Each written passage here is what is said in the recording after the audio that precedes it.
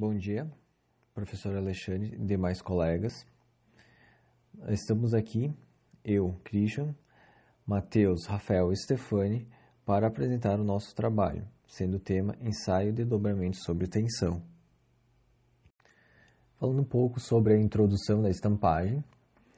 A estampagem é um dos processos mais importantes de transformação de chapas metálicas em diversos segmentos, dentre eles como o automotivo, o eletrodoméstico e também para acessórios para móveis. Por que isso? Trata-se de um processo economicamente atrativo para a produção em grandes quantidades de peças. A imagem ao lado exibe um esquema ilustrativo e objetivo, do processo de estampagem convencional. O que se trata é possui a chapa plana, que ela é forçada a escoar controladamente pelo prensa-chapa para o interior da matriz, com o formato da peça no meu produto final. Como essa ação ocorre? Através do punção. Então, o punção ele tem um movimento perpendicular à chapa, fazendo com que essa chapa deforme plasticamente, ocasionando então o formato de um copinho, que é o formato da matriz.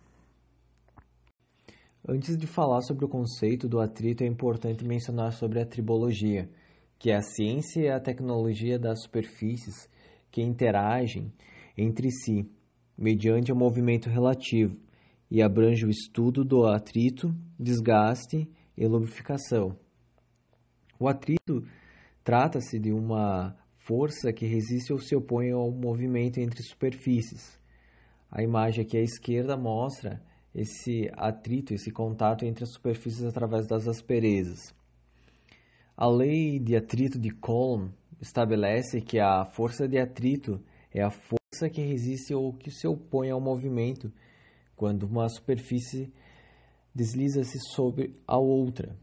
É diretamente proporcional à força normal aplicada a uma superfície contra a outra.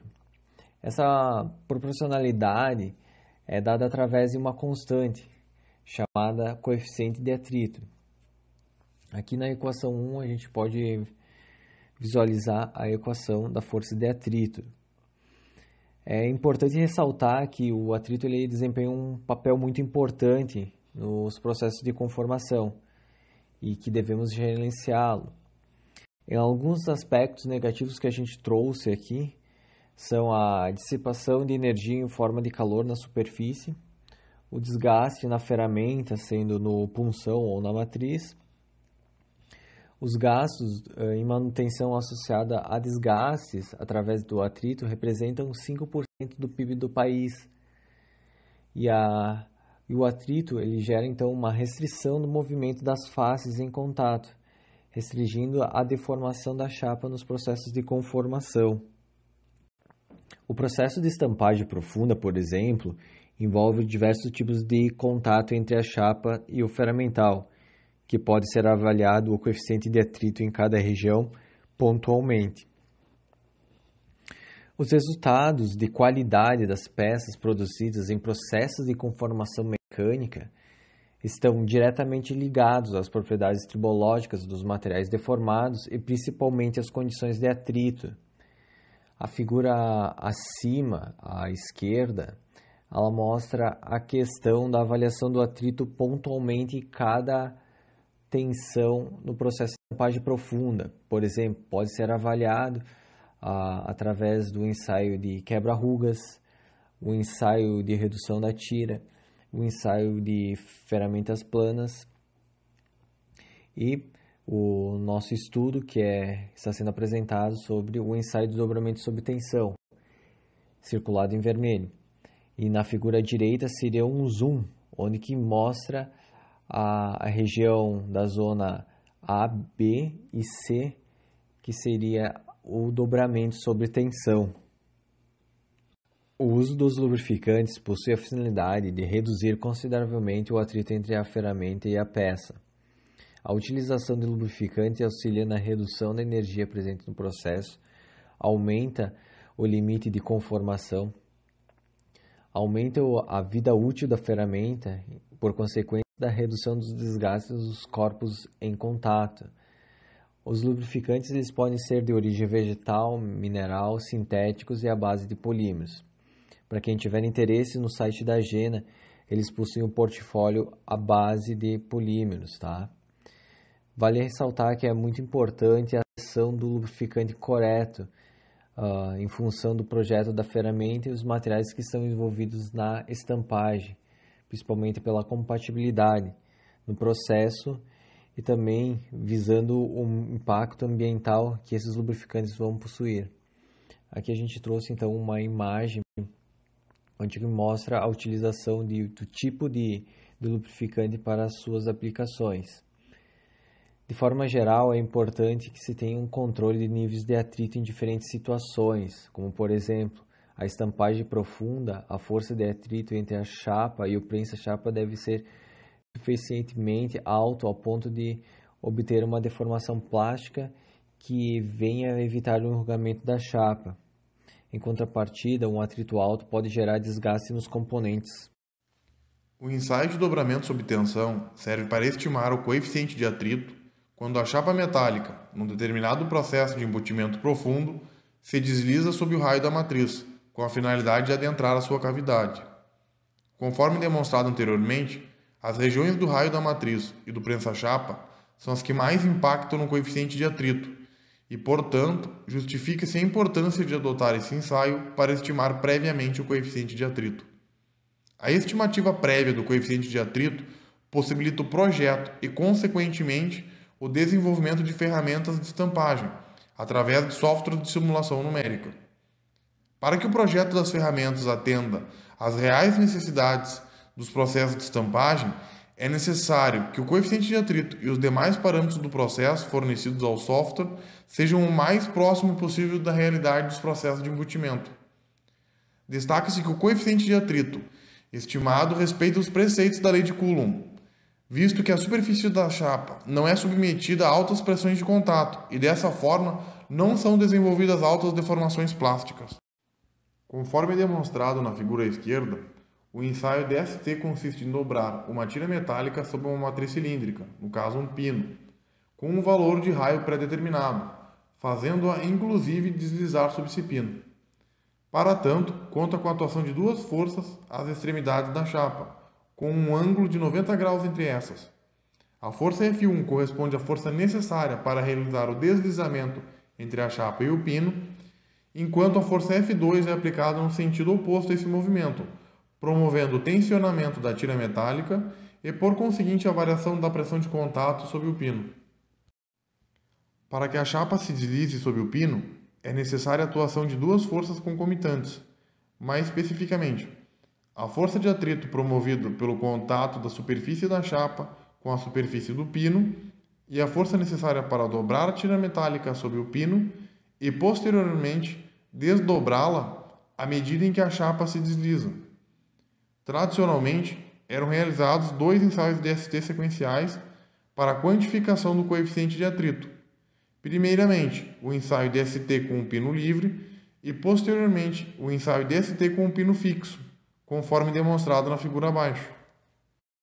Promove-se primeiramente o deslizamento da chapa com o pino livre, desenvolvendo uma condição de atrito mínima, ou seja, força de atrito igual a zero, e, consequentemente, a força total, que é a diferença entre a força F1 e a força F2, corresponde apenas à força necessária para realizar o dobramento e desdobramento da chapa, conforme visto na equação 3. Posteriormente, é executado o deslizamento da chapa com o pino fixo, em que a força total, definida como a diferença entre a força F1 e a força F2, corresponde ao somatório da força necessária para dobrar e desdobrar a chapa com a força de atrito, conforme demonstrado na equação 4. Sendo assim, através da subtração da força total do ensaio DST executado com o pino fixo pela força total do ensaio com o pino livre, encontra-se a força de atrito proveniente da interação da superfície da tira metálica com a superfície do pino. A máquina adotada para a execução do ensaio de dobramento sob tensão se encontra no Centro de Tecnologia da URGS, mais precisamente no Laboratório de Transformação Mecânica, em que os cilindros hidráulicos, responsáveis pela aplicação das cargas F1 e F2, são dispostos numa estrutura triangular, com um ângulo de 90 graus entre esses, para fins de redução dos efeitos negativos da vibração na precisão dos valores de força e de torque fornecidos. Conforme será demonstrado na figura a seguir, o cilindro esquerdo, cilindro 1, promove a força necessária para deslizar a chapa sob o pino, enquanto o cilindro direito, cilindro 2, exerce a carga de resistência ou de contratensão a fim de restringir parcialmente o deslocamento da chapa e concomitantemente promover a sua deformação plástica ou dobramento ao redor da superfície do pino.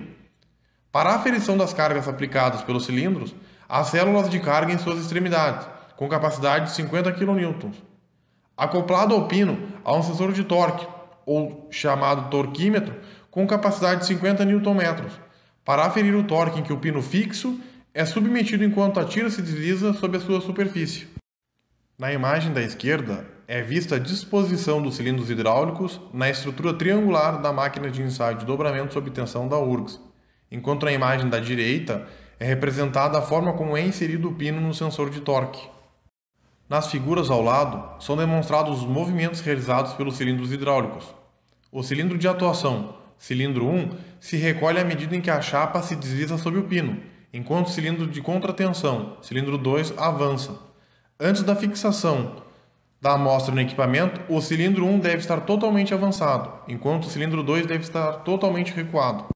Visto que o ensaio de dobramento sob tensão visa simular as condições reais de um processo de estampagem, é necessário então que os seus parâmetros sejam o mais próximo possível da realidade dos processos de embutimento. Dessa forma, o pino metálico deve apresentar as mesmas propriedades mecânicas, como tensão de escoamento, limite de resistência, etc., e superficiais, como topografia, rugosidade, dureza e etc., quando relacionado à matriz. A condição de lubrificação, envolvendo o tipo de lubrificante adotado e a forma como é aplicado, deve ser a mesma adotada nos ensaios de estampagem. O raio do pino deve ter obrigatoriamente o mesmo tamanho do raio da matriz, por onde a chapa se desliza. As amostras das chapas metálicas devem ser cortadas num formato retangular ou de tira, com no máximo 50 mm de largura e no mínimo 600 mm de comprimento, para que possam ser fixadas nas extremidades dos cilindros hidráulicos. Para cada ensaio DST executado, deve-se trocar o pino, pois há alteração das suas propriedades superficiais, o que pode afetar a precisão do coeficiente de atrito. Cabe destacar que o pino da máquina de ensaio DST da URGS fora projetada para a determinação do coeficiente de atrito em função do ensaio Swift, que é um ensaio com ferramenta padronizada para simular os processos de estampagem. Dessa forma, a região em que a chapa efetivamente entra em contato com a superfície do pino possui um raio de 6,5 mm, conforme demonstrado na figura à esquerda. Se observada a matriz do ensaio Swift, imagem da direita, nota-se que o raio da matriz em que a chapa se encontra em contato também apresenta o valor de 6,5 mm. Aqui vai ser apresentado um dos softwares para extração de dados normalmente utilizado para os ensaios, como tração, compressão ou no caso para o DST, é utilizado o Spider 8, que são conectados aos computadores, transferindo assim processos como carga aplicada em cilindros, torques submetidos ao pino, entre outros que são armazenados em planilhas eletrônicas. Cabe destacar também que a dependência do coeficiente de atrito com a pressão de contato estabelecida entre a chapa e o pino, no caso é a região da matriz. Aqui do lado podemos ver a figura 13, onde ela apresenta os dados que são coletados do ensaio DST. Como ali a primeira coluna apresenta o decorrido do ensaio, no caso pelo tempo. A coluna 3 é o torquímetro, que é lido pelo sensor também, que é inserido no processo. E a coluna D e E, que são elas a célula 2 e 1, no caso que são as forças utilizadas no processo, no caso da tração das tiras de chapa no processo de DST. Vamos demonstrar algumas equações tradicionais adotadas para aferição do coeficiente de atrito no ensaio de DST. Equações defendidas por diversos autores na literatura e que combinam as condições de pino livre e pino fixo. Além disso, é importante mencionar que são derivadas da lei do atrito de Coulomb, através da adequação de suas variáveis aos parâmetros dos processos do DST. Normalmente, durante diversos trabalhos acadêmicos, os autores costumam realizar um ensaio de DST, encontrando o valor do coeficiente de atrito para cada tipo de equação. Dessa forma, eles relacionam esses resultados são inseridos em software de simulação numérica para fins de comparação dos resultados do processo com os processos experimentais. Se os resultados da simulação numérica, como força do pulsão, pressão à chapa, deformação e tensões principais, forem iguais aos resultados encontrados nos experimentos, dizem que as equações adotadas é apropriada e previsão do coeficiente de atrito nos processos de estampagem de pesquisa na aferição do coeficiente de atrito através do ensaio de dobramento sob tensão, bem como o aprimoramento de suas respectivas equações, não é necessário a execução do ensaio de DST com o pino livre. Atualmente, os trabalhos acadêmicos envolvidos, como no laboratório da URGS, adotam apenas o trabalho de pino fixo para a determinação da pressão de contato sob o pino e de coeficiente de atrito, correlacionando assim o torque necessário ao pino em função dos deslizamentos de chapa, além da força necessária para promover o movimento entre chapa e pino, e a força contrária ao movimento, bem como a largura da tira metálica e o raio do pino, conforme demonstrado na equação abaixo. O coeficiente de atrito, dependendo das tensões envolvidas no processo, tem possíveis variáveis durante o processo de estampagem. É possível apenas com software comerciais desconsiderar este efeito. Vários autores contribuem adicionando um subrotina do software que considera o coeficiente de atrito uma curva, aproximando os valores ainda mais da realidade. O atrito se torna diretamente dependente da pressão de contato, através de uma modelagem matemática. Será apresentado o material através do método de elementos finitos, onde foi feito o embutimento profundo para o material alumínio 5182. Para ele, foi feito o ensaio de DST para a determinação do coeficiente de atrito, em que o raio do pino era de 5 mm e o raio de entrada da matriz também foi utilizado de 5 mm. E foi feita uma estimativa de um coeficiente de atrito de 0,1 para esse ponto, pois nesse ponto é um dos pontos mais críticos, assim como entre o porta-chapa e a matriz.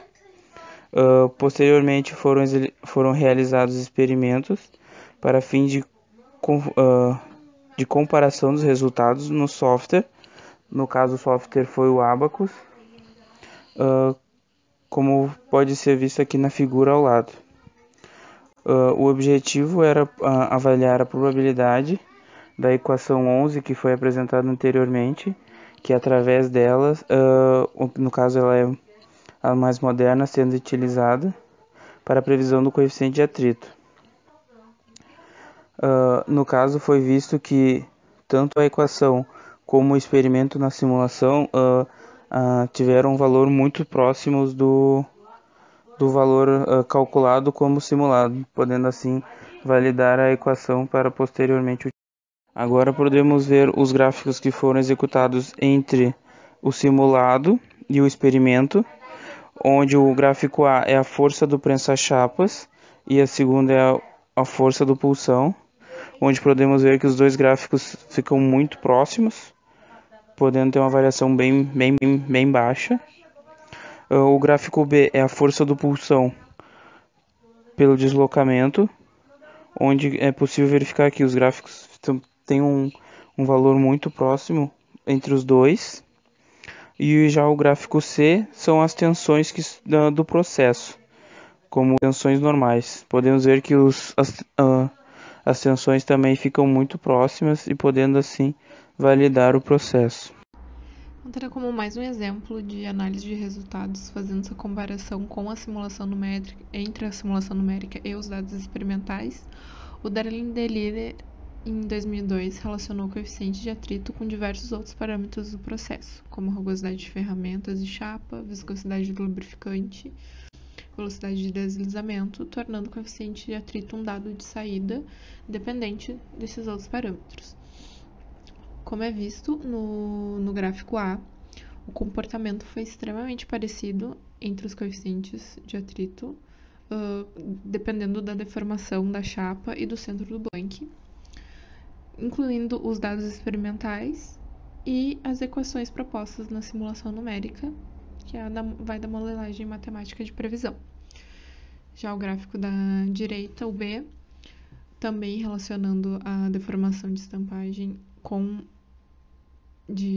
da distância do centro do Blank, foi visto que o comportamento dos dados experimentais com a simulação numérica também é muito parecido e muito próximos uns dos outros. Bom, há diversos métodos para se obter o coeficiente de atrito no ensaio DST, mas a principal vantagem desse processo é permitir a avaliação de outros parâmetros envolvidos que influenciam nesse coeficiente, como a velocidade de embutimento, pressão de contato, deformações e tensões na chapa. No caso do experimento do Fratini, em 2006, destaca-se o efeito dos acabamentos superficiais no pino, variando também o tipo de lubrificante. Inclusive, para prever o coeficiente, o autor utilizou a equação 19, já citada anteriormente pelo colega Rafael. No gráfico ao lado, mostra o comportamento desse experimento e viu-se que o acabamento superficial do pino tem valores próximos, não influencia totalmente, porém, variando o tipo de lubrificação desse ensaio, obteve altas diferenças desse coeficiente e viu-se que o Teflon obteve valores próximos a zero, claro que não zero, e o pino cromado, usinado a seco, teve valores muito altos, perto e por volta de 0,25 de coeficiente de atrito. Hall, em 99, analisou a deformação da chapa, variando a velocidade do embutimento do processo, junto com o tipo de lubrificante e de material do pino. À direita, a gente vê o comportamento da deformação porcentagem em relação ao coeficiente de atrito, variando a velocidade, e foi visto que uma maior velocidade, de 500 milímetros por minuto, tem os valores mais baixos de coeficiente de atrito. Já um tempo de 5 milímetros por minuto tem-se os maiores valores, se aproximando de 0,38. Na variação do lubrificante aplicado na peça, mostrou que uma adição de 1% de ácido esteárico no óleo mineral reduziu o valor do coeficiente de atrito em mais de 50%. A gente pode ver aqui é o gráfico, que esses pontos escuros mais abaixo é o lubrificante óleo mineral com o ácido citado, e aqui os valores mais altos, próximos de 0,3 de coeficiente de atrito, é a peça a seco e a peça apenas com óleo mineral sem aditivos. Já Kelly, em 2005, comparou equações na simulação numérica, entre elas as já citadas 8 e 9 pelo colega Rafael, e verificou a contribuição de cada uma no valor de atrito e a diferença que teria. Como observado, o atrito ele vai variar de acordo com a equação usada, além do tipo de lubrificante e diâmetro do pino, e levou à conclusão que o menor coeficiente não é necessariamente relacionado ao maior diâmetro do pino, como visto no começo desse comportamento no gráfico, mas sim existe um valor ótimo que vai refletir no raio de concordância da matriz. Então, aqui os experimentos para cada tipo de lubrificante e para cada tipo de diâmetro que o Kelly fez, mostrou que tem um valor ótimo por volta de 20 milímetros de raio de pino, onde se obteve os menores valores de coeficiente de atrito para cada tipo de lubrificante utilizado. Então, para finalizar os exemplos da análise de resultados, a gente trouxe uma tese do Schumann, de 2018, realizada no LDTM da URGS, que foi a análise do coeficiente de atrito determinado pelo método DST, aplicado no processo de estampagem profunda. Então, os resultados apresentados desse experimento para diferentes chapas NBR 5915 e AEMS 1508, com ou sem proteção galvânica, apresentaram diferentes condições tribológicas. Os valores do coeficiente de atrito nesses três ensaios permitiram determinar o coeficiente médio para cada um dos materiais está apresentado na tabela abaixo. Bom, então, como podemos ver, o torque médio do pino dos materiais A e C apresentou um comportamento bem semelhante, incluindo também o coeficiente de atrito médio, como foi visto na tabela anterior, que desses materiais ficou por volta de 0,15. Já o material B ele apresentou valores bem menores de coeficiente de atrito, e isso concluiu que os resultados eles afirmaram que as chapas em condições superficiais diferentes podem e apresentam condições tribológicas diferentes também. Então, aqui a gente tem as referências utilizadas no trabalho, assim como os artigos que foram analisados ao longo do seminário. Agradecemos à turma e ao professor. Ficamos por aqui.